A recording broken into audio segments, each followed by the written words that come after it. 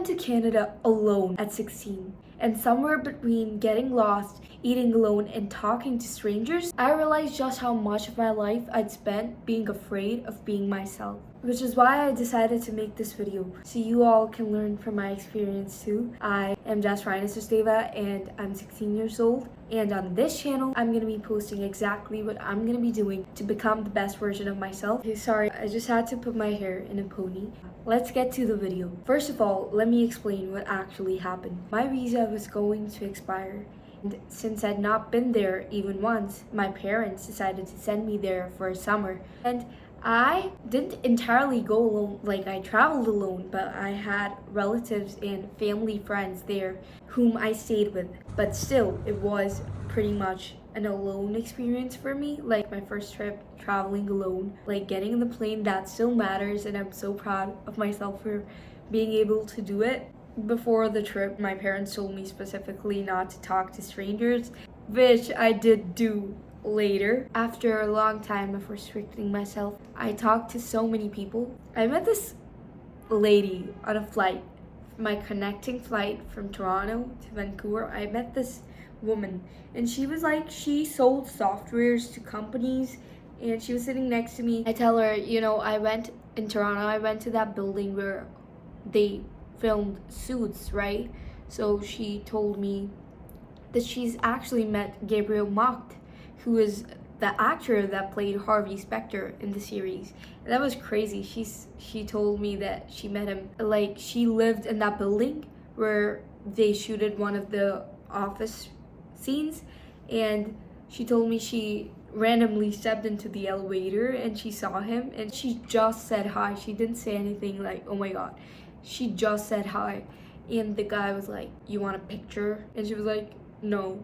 Do you want a picture? And I was like, bro, this lady, she's fire. She was like this whole boss lady. She even gave me pictures from her apartment of the CN Tower. See, like they're so pretty. It was just so nice talking to her.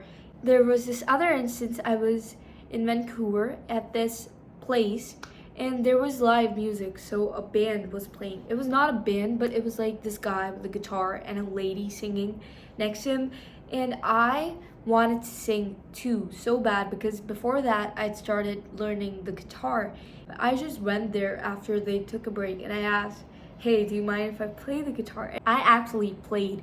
I played Apocalypse there. I had my nails done, okay, so I was not able to play it properly, and I probably didn't even sound that good, but I did it. And you know what? I didn't see any one of them again, so was I embarrassed? If there's one thing that trip taught me, it is that embarrassment is a trap that your mind puts you in, so that you don't unlock your full potential, so that you don't get to be happy to the highest level. After that, I did not hesitate for 1 second. I talked to whoever the hell I wanted to talk to, and it just gave me this confidence and this magnetic energy within me that, okay, I can go and talk to anyone. I can do anyone. And I just think if we implement that in our normal lives, okay, if we put ourselves in situations we would not put ourselves in normally, that's when we will be different, because you can't keep doing the same things that you do and then expect different results. You can't keep following the same routine, making the same mistakes, and then just praying that God's gonna help you, because God only helps those who help themselves. Just go out there, do what your heart wants, because your heart is the one leading you, not your brain. There are so many limiting beliefs that have seeped into your subconscious because of your conscious. If you just try to ignore them and follow what you really want, whatever your heart tells you to do and your brain says no, you should do it, because 9 times out of 10 it's gonna bring you happiness. That's what life is about. It's about living. I have always had this massive respect for people who are different, who are weird in the most kinky ways, because I'm weird in the most kinky ways. You will not guess what span of people I am friends with. I've been friends with those who you call nerds, whom people call jocks, whom people call weird, whatever. and I found good in every single one of them. They're not hiding behind a mask. They're not trying to run away from their true selves. And you know, when you run away from your true self, that's when you escape the destiny that was written for you.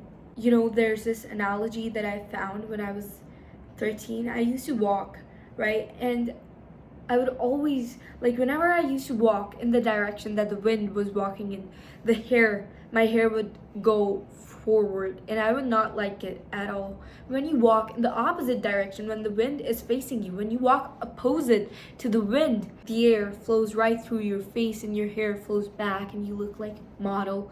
Walk opposite to the wind. As a poet, I always try to find meaning in natural phenomenon, and this was one of those things. Just do it. Like, Nike, I'm sponsoring you. Just do it. I really want you to do that. I want you to break free. If you've got fun travel stories, then I would love to hear about it in the comments and what it taught you. And if you're into poetry, I write too, so sometimes I share my poetry on this page. I'm an author.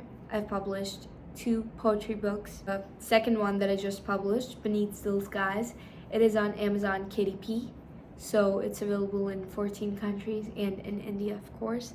Thank you so much for watching. Take care, stay happy, stay yourself. Bye.